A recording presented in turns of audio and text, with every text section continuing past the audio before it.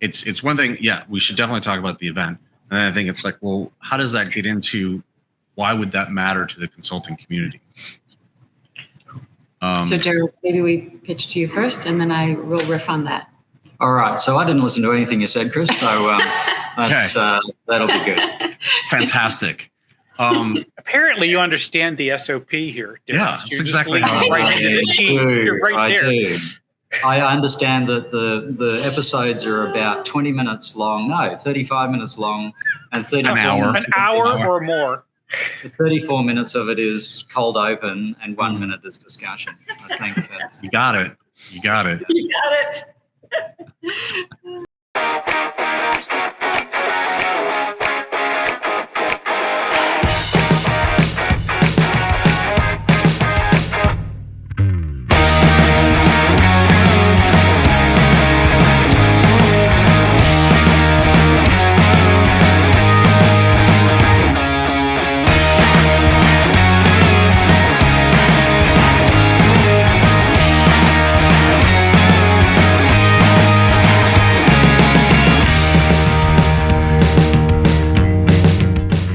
Hi, everybody. Welcome to another episode of Consultants Saying Things. I am Chris Lockhart. We are joined by Oliver Cronk, Phil Yanoff, and we have Wendy on location with a special guest, Daryl Carr.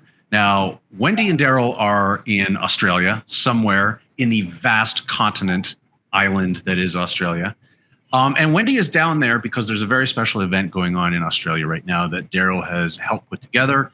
And the two of them are going coast to coast on a tour for Converge Australia. Now, Converge is, I'll get the tagline right here. Converge is where strategy, architecture, and community come together. And you guys have planned a series of events.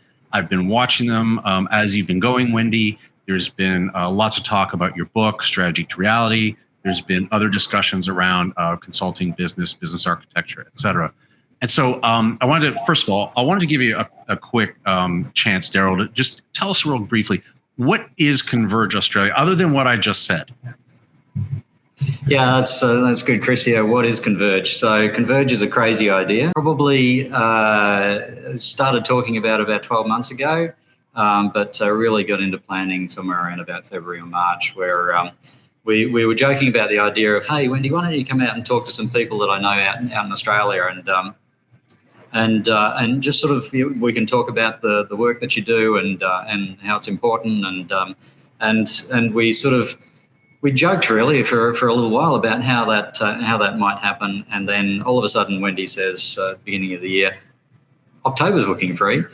So then it was all full steam ahead from there, and so I then reached out to some of my network here and started asking, well, Wendy King's thinking of coming out to Australia. Would you like to talk to her? And of course, everybody said yes.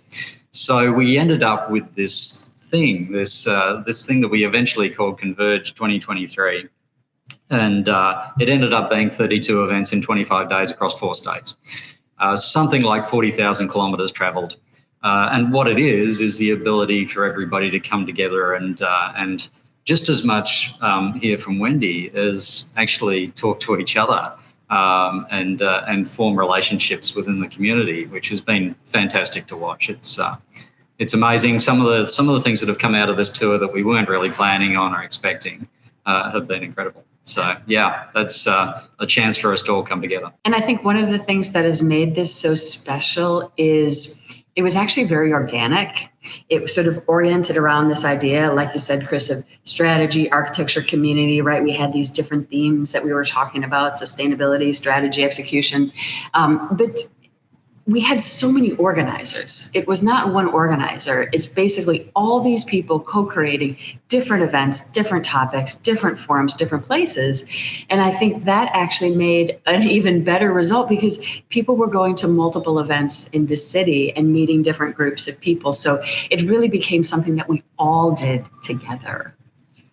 Yeah, that's true. Yeah, it has been interesting watching people sort of just sort of up here and sometimes in different cities at different events and sort of basically following Wendy around the country. Yeah, and which kind of brings us to our topic, right? I mean, we've been watching you, Wendy, on your travels. I assume it's in style, and it's not like the two of you on a bicycle built for two going through the outback or something like that. Pretty much.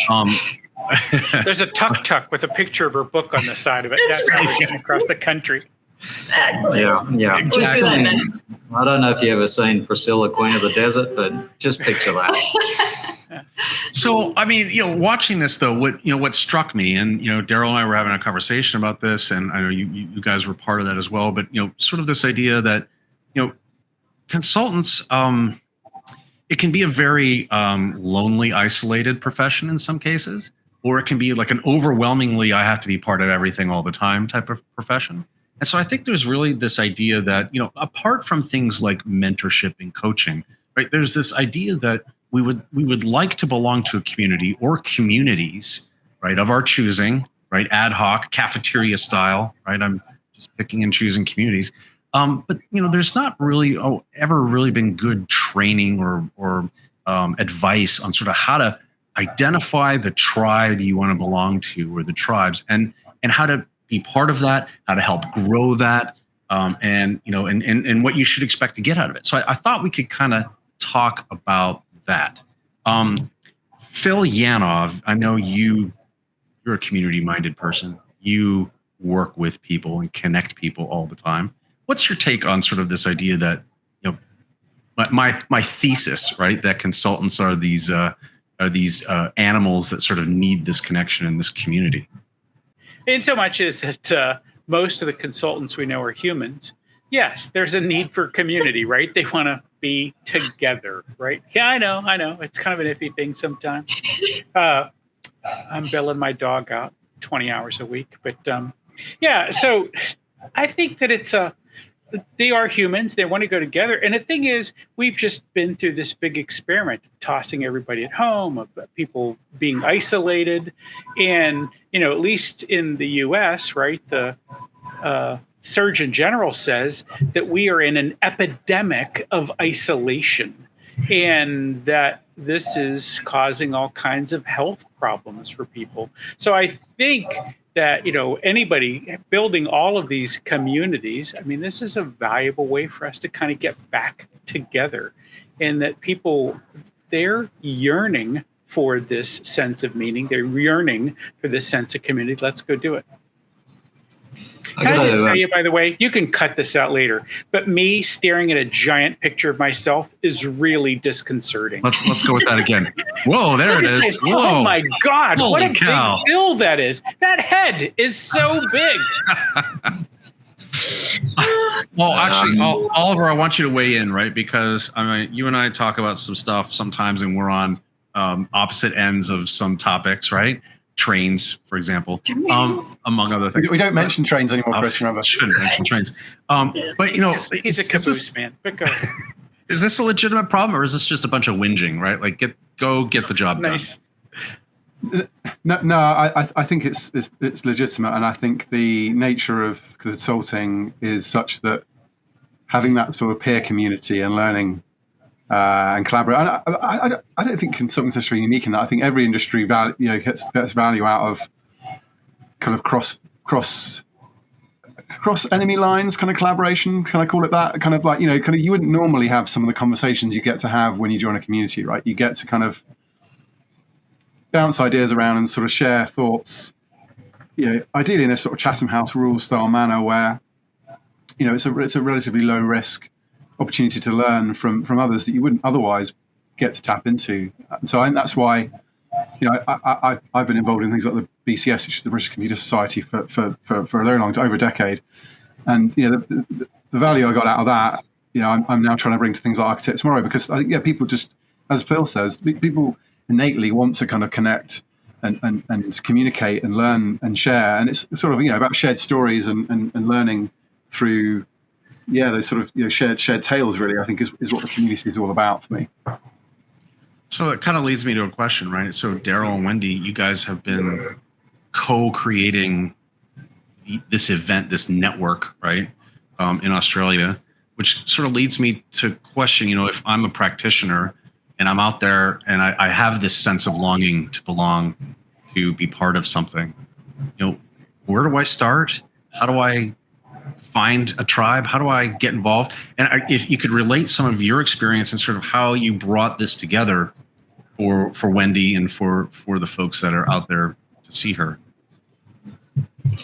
Yeah, that's a good question. Where do you start? So from my point of view, it's all just accidental activities that have occurred over a period of time where people have asked me to come along to events and then speak at events and then run events, and also in parallel just moving around to different organisations and building up a great network of contacts. That then gives me the opportunity to be able to reach out to people and say, what do you want to do? What would you like to see? Would you like to talk to Wendy? Those sorts of things. But it's the decade or more of network building, of developing a group of people to talk to, and having run lots of events, being able to see the benefits of bringing people together and seeing them, their eyes open as they realise that they're facing the same problems as everybody else in the room. They're hearing themselves effectively coming from somebody else's perspective. And seeing the value of actually taking some time out of that busy day job to learn that they're not alone, that they can share their experiences and learn from others. And in terms of, let's say, how do you find community? I think Oliver mentioned, right, you could be in multiple communities, and while not to overwhelm and overdo communities, right, you could have discipline-focused ones, right, around architecture. You could have topic-focused ones. And of course, you could have, internal communities inside your own firm as well. So I think it's finding which ones make sense and the right time to dedicate them, but also to say, if the community doesn't exist, it's about finding those other tribe members and making them, right, as well, which I think everyone here has actually done. Yeah.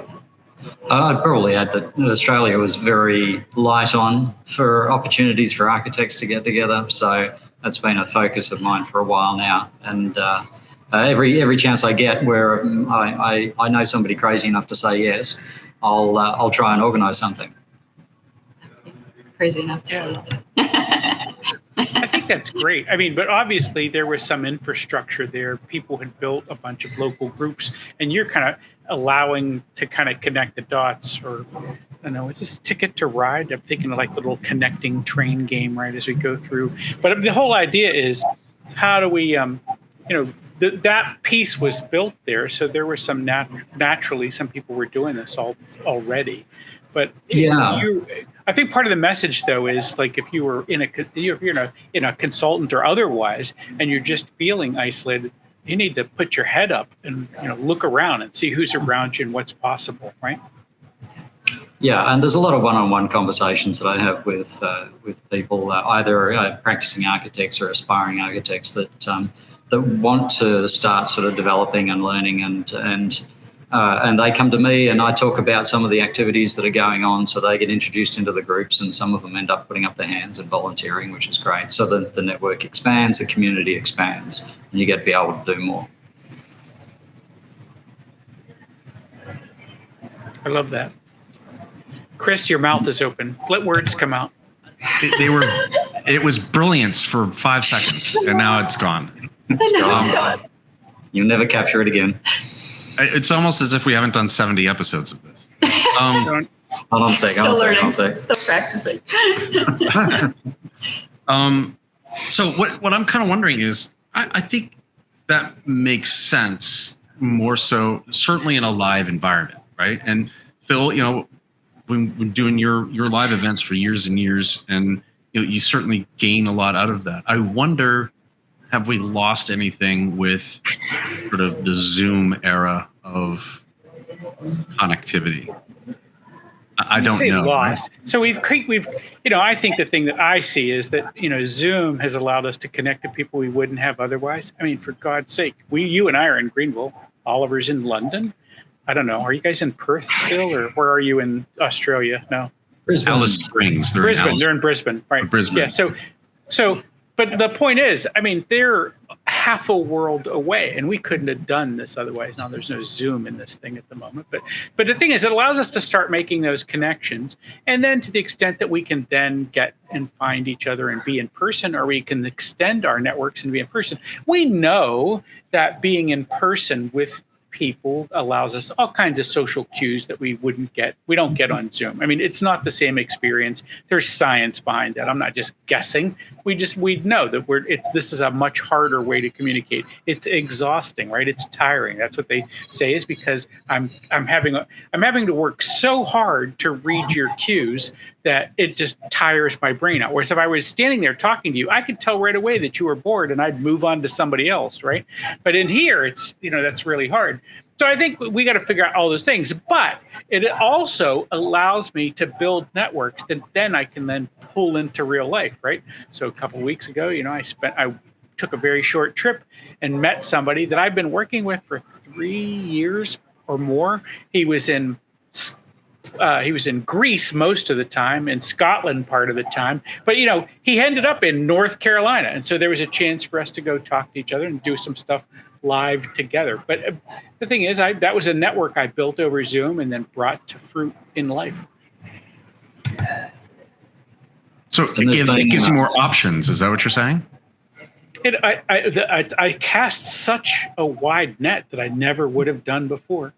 I talk to people all the time that I would never have ever encountered before, right? They would never called me on the phone because they wouldn't know if I was a knucklehead or not. And I wouldn't know to take the call because I didn't know who they were, right?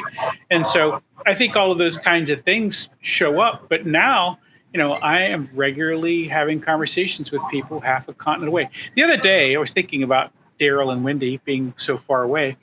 I did a call with someone, and a woman came into the call, and I forget what part of Australia she was in, but it was 4 a.m., right? And she's like in on this call. It's dark. And she says, I have to whisper because my kids are in bed, right? And I'm like, yeah. But that's commitment, right? To show up and hang out on a call with us and try to participate in a conversation. Yeah, but yes, it allows me to cast a wider net. I think anybody could do that. You can start a thing like this, on Zoom. I figured it out when I started, doing the thing that we do on Zoom every week. I said, first off, I hate Zoom. First off, I don't think this will work, but I'm willing to suck at it. And if I was willing to be bad at it for a while, I eventually got good at it because I got tired of being bad at it. And once you get to that spot, then it just works. And now people are telling me, oh, this feels like community. This feels like, I want to be here. By the way, they send me apology notes when they can't be on the call. And I'm like, okay, great. Thank you. But so clearly we built something there. So I'll just make an observation here that there was a number of circumstances during this tour where I was meeting people that are in my network here in Australia that I'd never met in person. I'd only ever spoken to them on a Zoom screen. And so I made the joke that I needed to create a cardboard cutout of the Zoom screen and just hold it in front of them because everything seemed so unnatural for them to have a body below their shoulders. Yeah. Daryl, did you tell them how much taller they were in real life or shorter or whatever that was? Like, oh my gosh, everyone's the same height on Zoom. Yeah, I am actually life-size now on your screen, so everybody's tall to me. Yeah. I think we've probably talked about this before, but like hybrid being an essential part of the consultant's toolkit for me kind of rings true here as well. Like, I think the world won't go back to us all being in person. I think it is steadily, certainly in London, steadily going more in person, but it's still hybrid, right? Like Monday and Friday, don't try and run a community event because you'll get like 2 people turning up, for example. So I think, you've got to learn how to leverage the hybrid world and when to use what tool and what kind of platform works for different audiences is as important as like knowing how to present these days, I think.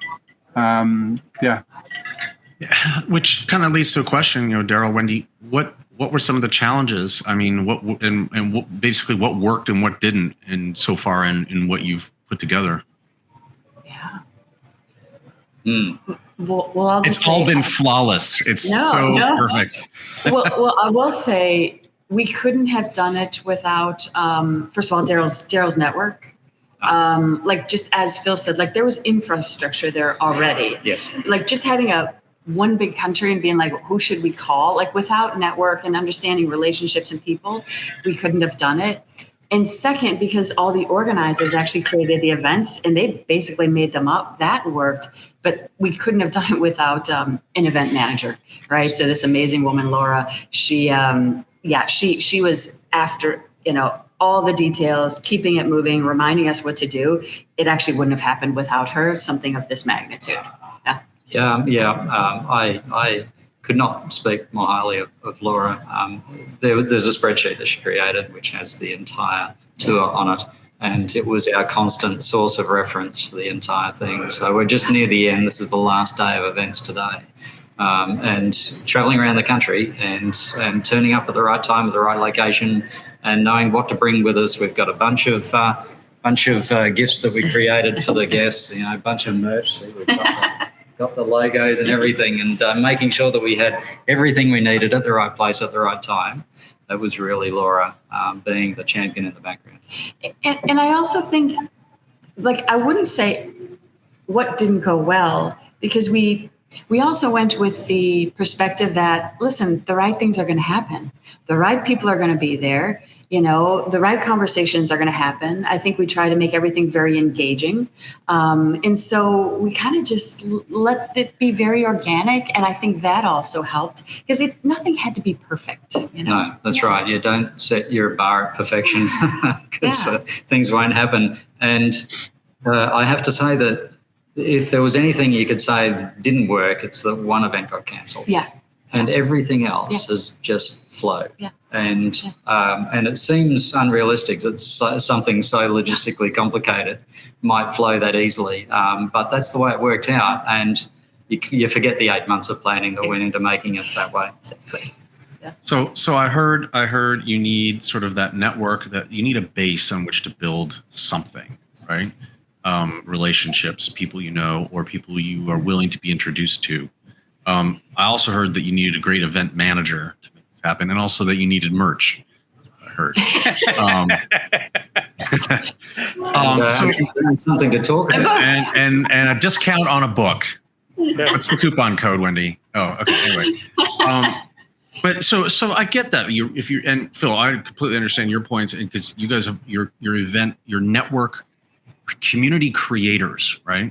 If you're the cat that is attending one of these things, what if you were to put your empathy hat on there for a second, Daryl and Wendy, like if you're one of those cats that attended your event, one of the events, what would you say sort of their perspective was going in? Was it just to meet Wendy? That could possibly be the case, but I mean, we're get my book signed. Get the book signed. What kind of feedback did you get from the folks who maybe they were consultants, maybe they were taking the day off from their 9-to-5 job, maybe they work at home, maybe they were a technical architect, but they attended this thing for a reason, to connect. And did you get any feedback from the folks that attended these and sort of what their perspective was? And because this really goes to the heart of, if I'm out there, a consultant, how do I find and attend and show up to these things? Mm-hmm. Yeah. I've got to say, just to embarrass Wendy a bit, that it was all just star power, basically. It was everybody wanting to meet Wendy and get their book signed. So, we're just the logistics people in the background and let the star shine.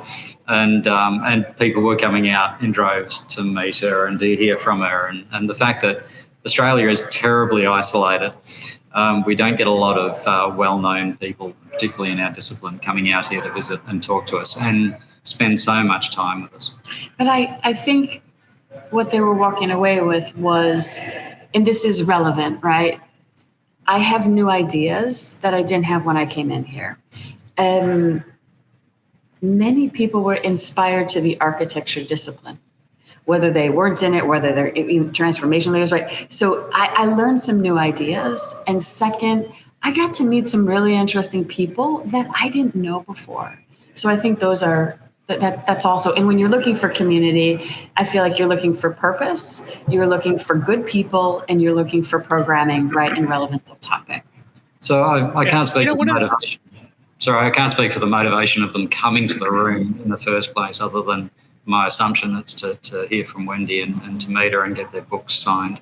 But I can tell you that we saw a lot of lights go on during the sessions. A lot of people discover things. People come up to us and say, there's a name for how I think about things. This is fantastic. I found my new path. And that's just amazing to watch. And I saw that over and over again across the country. Yeah, you can't beat there being a hunger for the material or for the sense of community. I mean, that's just fantastic, right?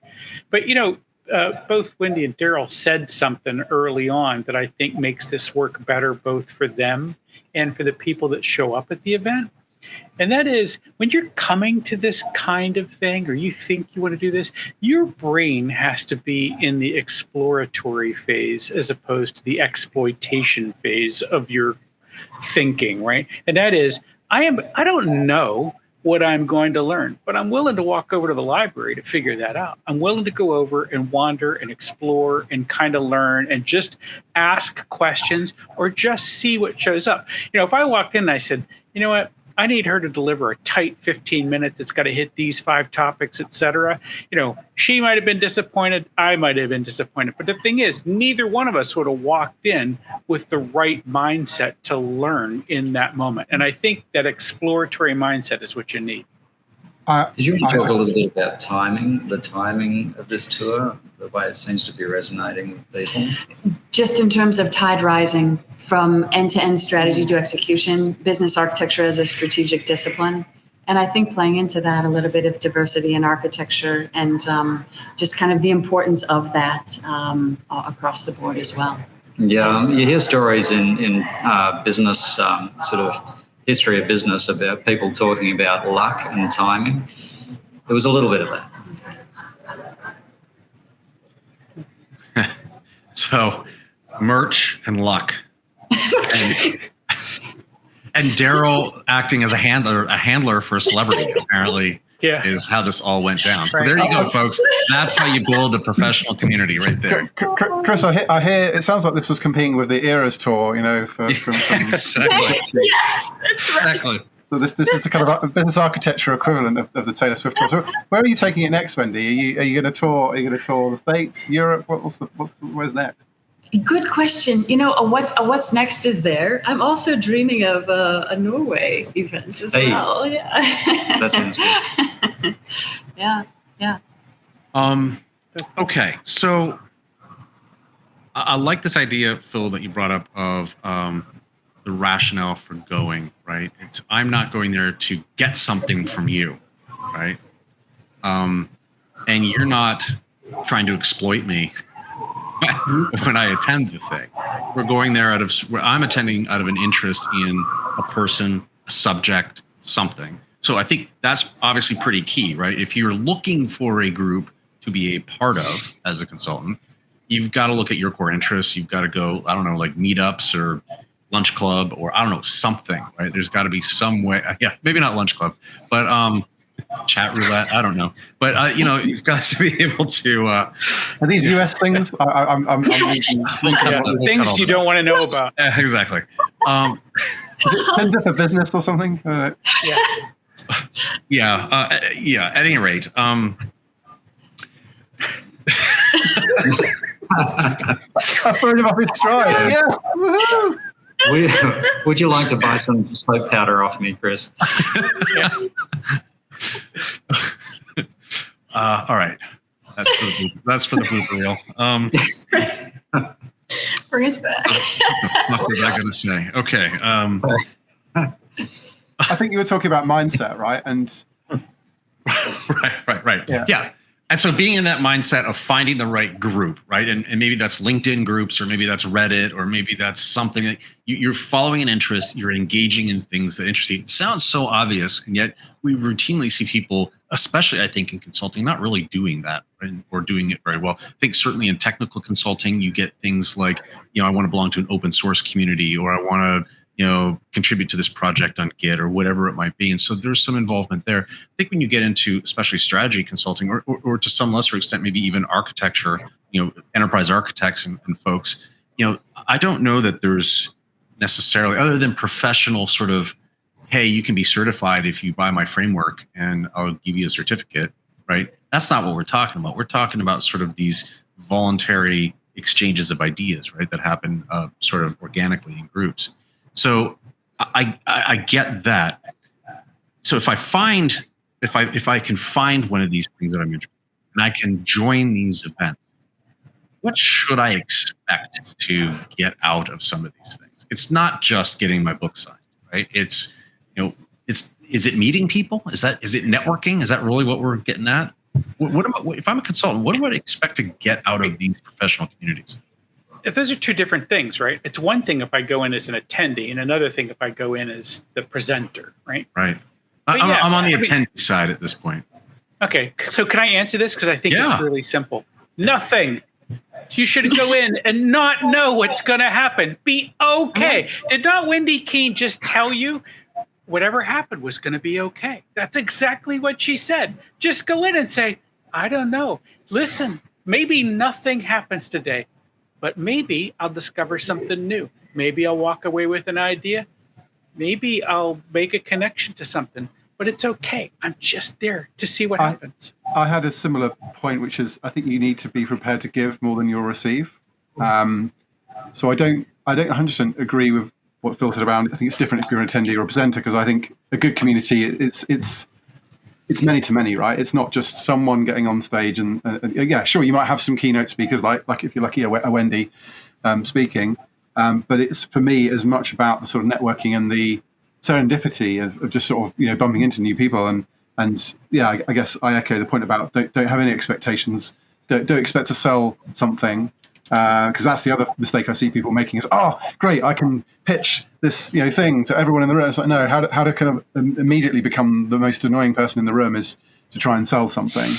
You need to be consultative, like you would be, in the day job. It's similar. It's kind of listening and offering connection and value where you think there's relevance to that individual. So I kind of echo what you're saying there. Can I just sort of expand on Oliver's point there by just highlighting that and I think it's something about how Wendy presents to a group, and so it's immediately collaborative. It's Wendy will establish at the beginning of the discussion that these are some points that might be relevant to you, but we can take it in any direction that you want. So. And we've seen that happen multiple times at different events where the idea going in with a set of slides goes completely out the window, and we're all good with that because we want maximum value for the people who have given up their time to come along. And of course, Wendy can support endless conversations across a variety of topics. So I'm just thinking about that from if you are the presenter, having a think about the value of the attendee and being flexible enough to be able to provide that. Did you want to add anything to that? No, I love the points that Oliver and Phil were making too, right? Because this community in our headset around it is something that's sort of very selfless and very on the giving side. We're all there for a bigger purpose. And I think what it does too, or what I can expect to get is it does build the capacity of the individual and the entire community. Like I feel like we worldwide have seen that in the things that we all have done here. I'm gonna sound the one discordant note. Mm-hmm. That is, I sense that there are plenty of people out there that grok exactly what you're saying, right? Which is, I'm going to give more than I get, and I will be part of a community effort, and there will be lots of sharing. I'm not there to get something. I think there's another population that says, I'm paying $50 to attend this thing. I've bought the book that I'm going to get signed. I'm taking 8 hours out of my day. And if I do my calculation, that's so many thousands of dollars or whatever of my time. What do I get out of it? Do I get a moleskin notebook? Do I get, I don't know. What do I get? Right? Do you know what I mean? Tote bag. Tote bag. I don't know. And it could be as simple as I get to meet people who are influential in my industry, right? And meet some potential career advancing folks. Is that selfish? Is that not why they should go? Or is that deep down why they really go? I think you can take this even further, right? You could say there's people that don't do these things because they don't see the value, because they don't see that direct, tangible value for things, or they won't pay to do something because So I think you could even take that to the even further extreme of the people that aren't getting the value out of this because they haven't opened their minds to the possibility of what value they would get from being part of something like that. And I guess I think you naturally get people in these communities that are willing to share and are very collaborative because they're giving their time and they want to kind of build that community. And I think people sort of self-exclude themselves from that because they don't see the kind of collective value that can be exchanged. How do you capture those people, or maybe you don't want those people? Well, I'm reminded of a conversation I have with event organisers quite often who get a little down when they have 100 people accept the invite and 50 people turn up, and they you can see them at the event. The event hasn't even run yet. They're a bit down because there's empty chairs in the room, and my advice to them is always don't worry about the people who chose not to come tonight. They're not here. Make sure you give the best possible experience to those that have given up some of their time to be there. And just concentrate on doing that. I love that. I mean, I have an extreme example of that just after COVID where I tried to run an Architect Tomorrow event in London and initially 25 people said they were coming. We booked a really nice venue overlooking the river. 5 people showed. But the crucial thing is it was a very intimate, connected event where it was a great conversation, a great dialogue because there was only 5 people in the room. So it was far more intense. We could kind of get deep into topics and things because there wasn't lots of people to kind of, So I think I echo what Darryl was saying. I think you kind of just need to look for the opportunity in who kind of shows up. For me, you either get the people that are really passionate about something and you get a really deep kind of focused conversation, or you maybe get to meet some new people and win-win. Kind of you get lots of people, great, lots of new opportunity to connect. Fewer people, perhaps more deep reinforcement of existing connections. So, I agree, Darren. I guess the trouble is, I think we've become obsessed with numbers and metrics, right? And I was having the same conversation about our podcast, actually. It's like, you're only getting a few thousand views an episode. It's like, well, it's more about quality than it is about quantity. I'd rather reach the 100 architects that really get value out of the podcast we've done, or, this one, consultants. Maybe there's a few thousand consultants we reach, but it's consultants. It's not just random kind of clicks on the internet. So I think unfortunately, the social media has sort of made everyone become obsessed with likes and followers and all this sort of stuff. And for me, it's like, no, I'm quality rather than quantity. So let me ask you guys a question because I actually have you all on a call, which is awesome. We're going to have spoken to, I say we, I didn't do anything. Wendy's doing all the work, but genius, Darryl. It's genius. Perfect. That's across all of the events, we'll have spoken to over 1,200 people. So what would be better, one event with 1,200 people in the room or 32 events covering 1,200 people where they live in smaller, more intimate conversations? So I think there's a network effect thing that you want to think about there, right? So, the thing is, 1,200 people do not talk to each other, right? You don't put them in and they don't get into groups. They can't self-organize typically into those 3s and 5s that make something happen. So breaking them into smaller groups, that was much higher value to them. They got to, over time, more people spent more time with you. They spent more time talking to each other. That would be really cool to have people at both ends talk to each other. But that just wasn't going to happen, right? But I think it's really valuable to have all of these groups build and talk to each other. And if you're, like I said, small enough, everyone talks, everyone hears, everyone, lots of ideas get shared. I know Phil was going to bring up a philosopher, but there's a guy that's talking about this now. His name is Byung-Chul Han, right? And he said, we have communication without community. What you did was put community and communication together. They got together and they got to chat with each other, right? What we do not need is communication without community. The thing I've been reflecting on about this recently is the not invented here syndrome. And by that, I mean, you maybe need to check your ego if you are thinking about starting a community.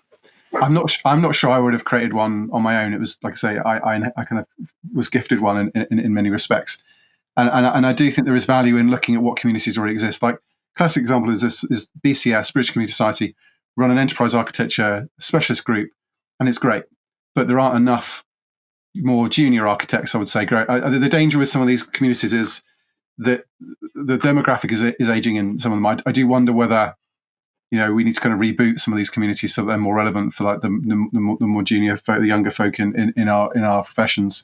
But yeah, kind of thinking about, is there something already there that could be enhanced? Has someone already kind of set something up and you could bring a different angle to it? That's kind of where my head is at the moment, and maybe collaborating more than sort of creating is maybe something to kind of think about. There's three legs to this stool that I think you have to think about, right? And one is, who do I want to help? What do they need? What are they looking for? And how can I help them? Right? Because their needs and how you can help them might not line up. But, if this is the group of people that I want to talk to, if I want to talk to architects, okay, if I asked 10 architects what they were looking for, what would they say? And, you might have to ask them multiple times to get those answers, right? So then you kind of get a sense of where they're headed. And then you say, okay, well, of those things, how can I bring together a group that helps those needs? How can I bring together the people that will actually maybe do some piece of this? But let me tell you, one of the things, I don't care what your answer was to number one or number two. Do you know what the hidden answer to number two is that people don't realize? It's community. They need community. They need to be in groups. And they're just looking for another adult to talk to about their adult problems, or another architect to talk to about their architect problems, or consultants or whatever. They just feel isolated and alone. And you can solve just that problem and do a great job. I love that idea. I think for my part, I think if you're looking to start a community, it's got to be based on something that you care about or give a damn about, or have some, I hate the word passion. It just sounds like marketing hype to me. Like, I have to have a passion. It's like, no, it could just be something you're interested in, and you want to find people that are interested in those things and have a conversation if you're going to start something. If you are the cat out there, you're a consultant in a large organization, like, some of the big four or some of these other organizations, they have all kinds of groups internally that you can associate with. Maybe you don't want to associate with those communities. Maybe you want to associate with other communities. And I think it does stem from wanting to be part of something, but I think there's also a value that you can bring to it, your expertise and your knowledge, and then there's value you can extract from it, which is connections and maybe even self-growth and other things of that nature, right? For example, if I wanted to become a Stoic, I would join one of Phil's, communities, as an example. If I wanted to be a Lego master, I would join one of Ollie's communities that he is a part of as well. I knew it. I knew you would have some new Lego set on the Legos. So that's sort of where my head's at. So I think it does cut both ways. But Daryl and Wendy, obviously, I want to get your take on this. So brilliant thoughts. Just maybe to echo some things we've already said. No matter if you're the community organizer or attender, it's just going in with that openness and the spirit of the greater good. The greater good being the purpose of that community. And what we're trying to achieve together, other people. I also think it's important to remind us that, we are the community, right? So communities are very co-created. So it's, also good just to be giving as well as taking, because that's what I think gives it longevity and vibrancy as well. Yeah, and a couple of things come to mind. One is that over the course of organising many events, I've had a lot of people come to me that were thinking about speaking, and they asked me the question, what is the audience? What will the audience be interested in? And my answer is always, what are you interested in? You talk about something that you're passionate about, you will find that it resonates with the other people in the room. We're all trying to have the same conversations, address the same problems. And so just talk about something you're passionate about. You will find an audience there. And the other thing is that every time I do put an event together, people come up to me and say, thank you for organising that. It's great to actually just take some time out and talk to each other and realise that we're not alone. We're facing the same challenges, and we need more opportunities to share and learn from each other's experiences. So I think that that gives you some perspective in terms of not overthinking things and just sort of getting together and having the conversation. I love that, guys. Thank you very much. Thank you for joining us. And if you haven't checked out Converge 2023, it's over tomorrow. Today, it's today there. Or tomorrow. For you, it's our tomorrow. Yeah, tomorrow and tomorrow. Living in the future. We're in the future, yeah. And so, yeah, if you haven't checked it out, I think this year is converge.strategyintoreality.com. But I think if you do the LinkedIn and you look at Daryl Carr, you will find access to all of the Converge stuff. But awesome, great stuff. Thank you, Oliver. Thank you, Phil. Thank you, Wendy. Great to see you. Can't wait till you come back to this part of the planet. And Daryl, appreciate you taking the time. I know it's inconvenient timing for all of us. It's early for you, it's late for us, and super late for Oliver. But no, I appreciate it. So thank you, everybody. I'm Chris Lockhart. Like and subscribe, and click that little bell so that you get notified every time we have new stuff. Which is be part of the community, right? Stay part of the community. Community, folks, and subscribe to the YouTube channel. There's community there too. So appreciate it, guys. Thank you so much, and we'll see everyone next time.